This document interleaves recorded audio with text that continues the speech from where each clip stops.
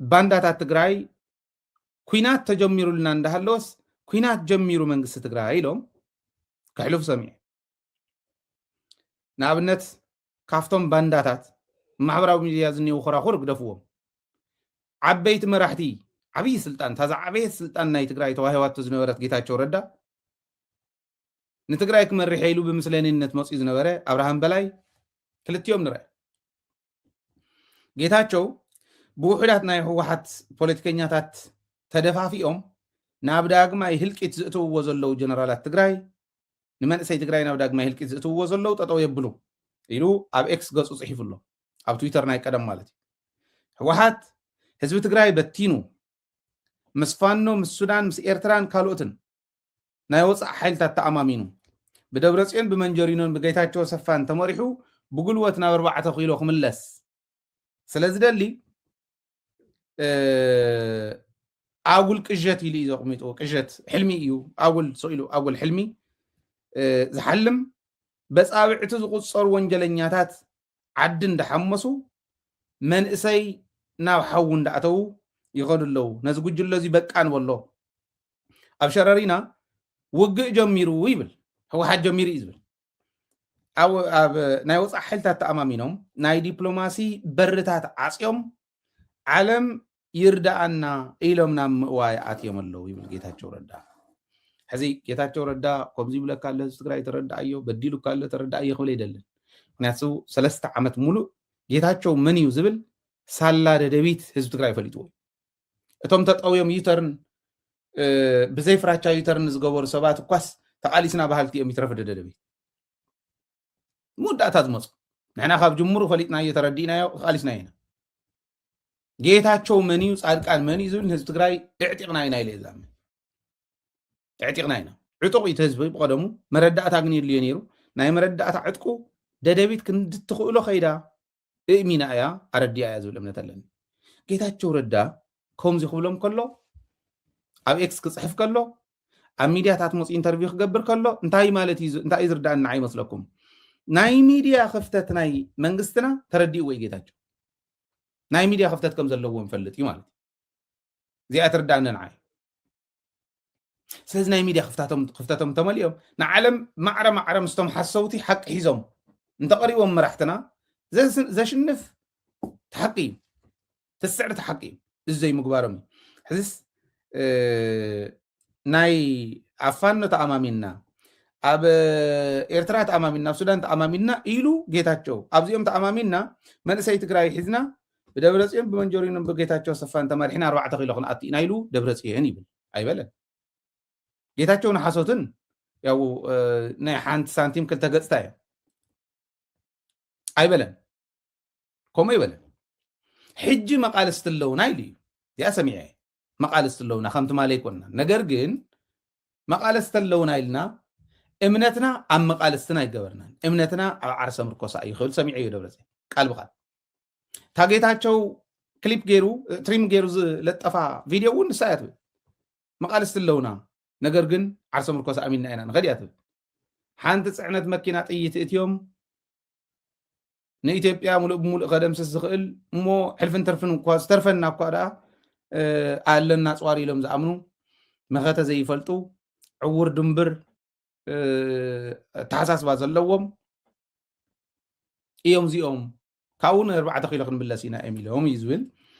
እዚኣ እዛ ቃል እዚኣ ክሓፍረላ እዩ 4 ኪሎ ዝምለስ ሰብ የለን 4 ኪሎ ምምላስ መግደፍዎ ትግራይ ናብ ኢትዮጵያ ኣይትምለስን እያ ኣይትምለስን ጭራሽ ሰቂሎቱ ተዋረድ ዝበሎ ከምዚ ክዛረብ ይኽእል እዩ ሎሚ ብምሉእነት መሰል ዓርሰ ውሳነና ክነኽብር ኣለና ክብል ከሎ መንግስቲ ትግራይ ብምሉእነት ማለት እዩ ሃገር ድሕሸካስ ተመሊስካ ናብ ጀኖሳይድ ኢልካ ህዝቢ ትግራይ ክሕተት እዩ ማለት እዩ እዚኦም ምግባር ደደቢት ከመይ ገይራ ህዝባ ክትእምን እያ ንቐፃሊ ክንሪኦ ኢና ናይ ጌታቸው ሓሶታት ግን ፅባሕ ንግሆ ንኢጎ ኢሉ ምስ ህወሓት ንዘለዎ ኣፈላላይ ኢሉ ህዝቢ ትግራይ ኣብ ልዕሊኡ ጀኖሳይድ እንደገና ታሽዓይ ጀኖሳይድ ክፍፀመሉ ኣብ ዝኽየድ እዋን ጌታቸው ከም ትግራዋይ ኣብ ልዕሊ ህዝቢ ትግራይ ጀኖሳይድ ይፍፀመሉ ክንዲ ምባል ነቲ ዋጋ ዝኸፍል ዘሎ ህዝቢ እንደገና ካሊእ ዋጋ ንክኸፍል ይሰርሕ ዘሎ ኩናት ዝተኣወጀሉ ህዝቢ ኩናት ኣውጅ ኢሉ ኣብ ልዕሊ ህዝቢ ትግራይ ይሰርሕ ዘሎ ከምዚኦም ዝበሉ ባንዳታት ኣለውና ሕዚ ነቱ ተረዲኡ ክምለስ ዝኽእል ተረዲኡ ዝምለሰሉ መንገዲ ምኽፋት ነቲ ተረዲኡ ክምለስ ዘይኽእል ከዓ ዘለዎ ናቱ በደል ህዝቢ ክፈልጦ ምግባር ናይ መንግስቲ ትግራይ ስራሕ ክኾን ነይሩ ንሶም ክሰርሕዎ ዝኽእሉ ብደንቢ ፕሬዲክት ተገይሩ ኣሳይመንት ተዋህቦም ሰባት ናታቶም ሞኒተር እንዳገበሩ ነዚአን ሓቂ ሒዞም ንዓለም እንዳርድኡ ክኸዱ ዝኽእሉ ሰባት ምውዳብ ኣድላይ ነይሩ ኣብ ዩቱብ እንዳወፃኻ ምዝራብ ኣይኮነን ወዲብካ ናይ ሚድያ ሓይሊ መቐማጢት ዘድሊ ክብል ደልየ እምበር ሓሶት ጌታቸው ሕዚ ዝጀመረ ኣይኮነን ነዚ ጉጅለ በቃ ንበሎ ገለመለ ይብል ኣሎ በቃ ተባሃሉ በዓል ጌታቸው እዩ መሬቱ ከምልስ ሪሙ ከምልስ ዝቃለስ ዘሎ ይሕገዝ እምበር ኣይትቃወሞ ንቃወሞ በቃ እንብሎ ነቱ ናይ ፀላኢ መሳርሒ ኮይኑ ዘሎ ፀላኢ ብደንብ ገይሩ ዝጥቀመሉ ዘሎ ናይ ጀላዕ ወዲ ጀላዕ እኩብ ንዑ ኢና ክንቃወሞን ክንገጥመሉን ከም ተጋሩ ህዝቢ ትግራይ ንቑሕ ህዝቢ እዩ ፖለቲካሊ ማቹርድ ዝኾነ ህዝቢ እዩ ፖለቲካዊ ማሕበረሰብ እውን ኢና ንብሎ ፖለቲካ ዝርድኦ ማሕበረሰብ ስለ ዝኾነ ስለዚ እቲ ዝኸድዎ ዘለው ናይ ፖለቲካ ሳሪሃ ማሪሃ ተረዲኡ ዝነፀጎም ህዝቢ እዩ ኣውርዱልና ዝበል ህዝቢ ኮይ ጌታቸው ረዳ ዝበሃል ኣውርዱልና ኢሉ ህዝቢ ትግራይ ከውርድ ከሎ ከባርሮ ከሎ እዚ ስለ ዝፈልጥ እዩ ክብል ደልየ እቲ ካልእ ድንቁርና ናይ ኣብርሃም በላይ እዩ ኣብርሃም በላይ እውን ከምኡ ፅሒፍ እዩ ኣብርሃም እንታይ እዩ ዝብል ድሕር ጉጅለ እቲ ድሕር ጉጅለ ዕድሚኡ ንምንዋሕ መናእሰይ ናብ ሓዊ ይእትሎ ይብል ስእልኩም ተሓረዱ ድዮም ዝብሉና ኣሎ ዊሊንግሊ ክንሕረድ ኢና ኢልኩምስ ፀውዕዎን ኣብዪ ኣሕመድ ድዮም ዝብሉና ዘሎ መሬትኩም ይወሰድ ይወረር ተወሪርና ንንበር እንደም ካሊእ እውን ኣሎ ፀኒሕና ክንመፀኩም ኢና መቐለስ ንዓፋር ኢሎም ከዓ ወሲኖም ኣለው ኣብቶም ምክክር ኮሚሽን ፀኒሖም መፀ ኣብኡ ከምኡ ዝበሉ እውን ተጋሪዮም ነቲ ህዝቢ ነቲ ጅግና ህዝቢ ሰብዓ እንደርታ ዘይወክሉ ሰብዓ እንደርታ ዝበሃል ፓርቲ ወኪልና ኣቲና ዝብሉ እዮም ህዝብና ግን ጅግና እዩ ሰብዓ እንደርታ ንትግራይ ከባድ መስዋዕትነት ካብ ዝኸፈሉ ህዝብታት ትግራይ ተፈላለዩ ወረዳ ዝኒሄ ህዝቢ ትግራይ ውሽጢ እዩ እንደም መሬትና ሂብና እንዳሃለና መሬትና ይመለሰብ ክንድምባል ካሊእ ከብሉና እንዲዮም ደልዮም ዝኾነ ኮይኑ ከምዚ ዝበለ ድንቁርና ናይ ኣብርሃም በላይ እውን እኒሄዎ ኣብዪ ኣሕመድ ጥቀሞ ዘሎ እዚ ኣብቲ ራብዓይ ኢና ዘለና ከም ኣርባዕተ ነገራት ክንሰርሓሎም ኣለና ዝበልና እዞም ከምዚ ዝበሉ ሰባት መሲሎም ክኸዱ ከለው ድሑራት ምዃኖም ከዳዓት ምዃኖም ፀረ ህዝቢ ምዃኖም ብህዝቢ ትግራይ ቦታ ዘይብሎም ምዃኖም እቶም ክሰምዑና ኢሎም ዝዛረብዎም ዘለው ማሕበረሰብ ዓለም ክሰምዕዎም ከለው ቦታ ሓቃዊ ቶን ክሰምዕዎ ምግባር ኣድላይ እዩ ክብል ደልየ ስለዚ ኣብርሃም እቲ ድሕር ጉጅለ ናይ ህወሓት ማለት እዩ ዕድሚኡ ንምንዋሕ መናእሰይ ይእትሎ ወጋሕታ ሎሚ ኢሉ ትማል ፀሓፈ ወጋሕታ ሎሚ 25 ሓምለ 2018 ብሸረሪና ውግእ ከፊትሎ ይብል ከም ዝበለ ውዑር ፀሚዱ እዩ ኣብዪ ኣሕመድ ከም ናይ ቀውዒ ኣውዑር ዕር እዮም ዝሃጠሩ ወደል ብዕራይ ኣሲሩ እዩ ህዝቢ ትግራይ ክጭፍጭፍ ዝኸይድ ዘሎ እዚኦም እዮም ቶም መሳርሒ እዩ ማለት እየ እና ወጋሕታ ሎሚ 25 ሓምለ 2018 ብሸረሪና ውግእ ከፊት ሕወሓት ይብል መናእሰይ ናብ ዘይፈልጥዎ ዕላማ ይእትዎም ኣሎ እቲ ዕላማ ኣልቦ ጉጅለ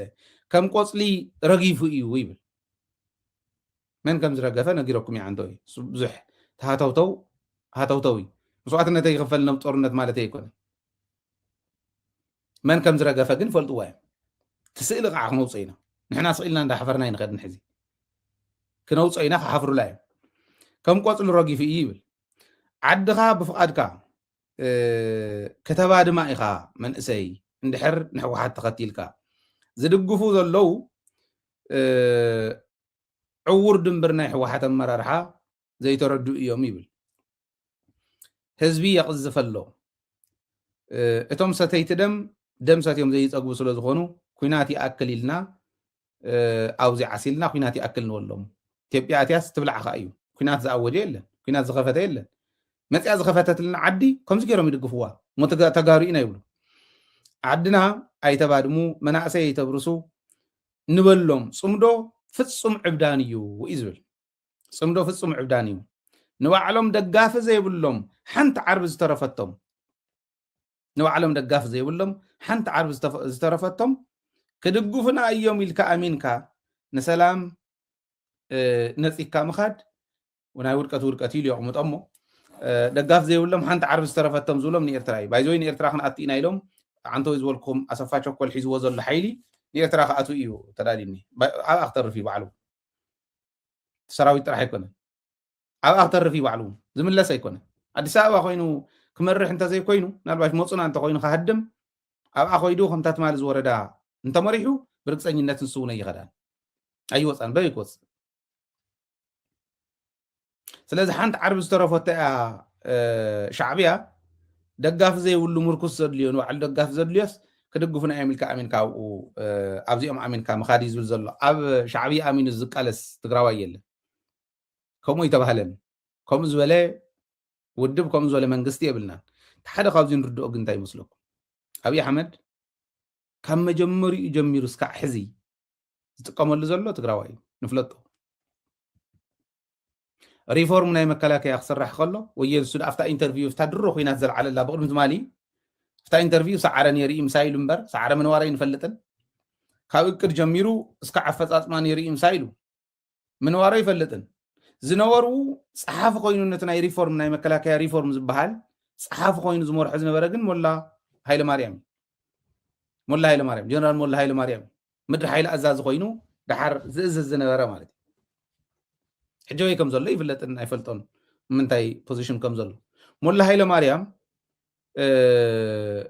ፀሓፊ ናይቱ ናይ መከላከያ ሪፎርም እዩ ነይሩ ናይ ኢትዮጵያ መከላከያ ፋሕብትን ክትወላ ከሎ ኣብይ ኣሕመድ ሞላ ሃይለማርያም ፀሓፊ ትግራዋይ ትግራይ ክትውረር ከላ ኣብርሃም በላይ መከላከያ ሚኒስትር እዩ ትግራዋይ በዓል ዮሃንስ ገብረ መስቀል መከላከያ መሪሖም እንደውብ ትግራይ መፅዮም እዮም ተጋሪኦም በዓል ሳሙራ ኣዲስ ኣበባ ኮይኖም ኦፒ ኮይኖም ዘትኩስ ዝነበሩ እዮም ተጋሪኦም ሕድሕድ በዓቲ ናብዚ ከይድኩም ፈትሽዋን ነዚ ከይድኩም ግለፅዋ ዝብሉ ዝነበሩ እዮም ተጋሪኦም ኣብ ውሽጢ ኮይኖም በዓል ሙሉ ነጋ ህዝቢ ትግራይ ዘውድኡ እዮም ተጋሪኦም ካልኦት እውን ከምኡ ኣማረ ባህታ ዝበሃል ሓደ እዚ ኣዛዚ እዩ ብቤንሻንጉል ገፅ ሓደ እዚ ናይ ካብተን 12 ናይ ኢትዮጵያ እዝታት ሓደ ኣዛዚ ኣማረ ባህታ እዩ ትግራዋይ በዓል ጻድቃን በዓል ጌታቸው በዓል አብርሃም እቲ ሕዚ ዝብልዎ ዝኔው ዝብሉ ዘለው ተጋሪኦም በኣፍ ተጋሩ ዝዛረብ ብሽርሒ ተጋሩ ዝምራሕ ምስ ተጋሩ ዝሽርሕ ተጋሩ ንምጥፋእ ፀላይ እዩ ከምዚ ዓይነት ፀላይ ፀላይና የሃገሩ ሰርዶ ብሃገሩ በሬ ከም ዝበሃል ንህዝቢ ትግራይ ብተጋሩ ከጥፍእ ዝኸይድ ዘሎ እዩ ዓፋር ሸፊት ዘሎ ትግራዋይ ትግራይ ክቐብር ዝተላዕለ ትግራዋይ ኣዲስ ኣበባ ኮይኑ ዝፍክር ዘሎ ትግራዋይ ትግራይ ክቐብር ዝጎይ ትግራዋይ ኣሜሪካ ኮይኑ ጌታቸው ረዳ እውን ትትማልጥ ፀሓፎ ትግራዋይ ትግራይ ክቐብር ትግራይ ከውርር ህዝቢ ትግራይ ኢዱን እግሩን ኣሲሩ ከግርፍ ከቅትል ከጭፍጭፍ መሬት ትግራይ ልሕስ ክነብላ ኢና ኣትክልትን እንስሳትን እውን ንገድፍን ኢሎም ዝመፁ ፀላእቲ ነዚኦም ቦታ ዝኸፍቱ ተጋሪኦም እዚ ኢና እቲ ዘለናሉ ደረጃ ክንፈልጦ ምእንታን ኢለ ኣውዚኡ ዘሎ ህዝቢ ትግራይ ኣውዚኡ ዘሎ መሪሕነት ትግራይ ነዚ ዝኳሽሖ ዘሎ ነዚ ዝገጥመሉ ዘሎ ሰራዊት ትግራይ ምስዚኦም ኢና ንገጥም ዘለና እቲ ዋና ክንርድኦ ዘለና ሕዚ እቶም ፀላእቲ ዋና መሳርሒኦም ባዕልቱ ትግራዋይ ንምንታይ ይመስለኩም ልሕልሕ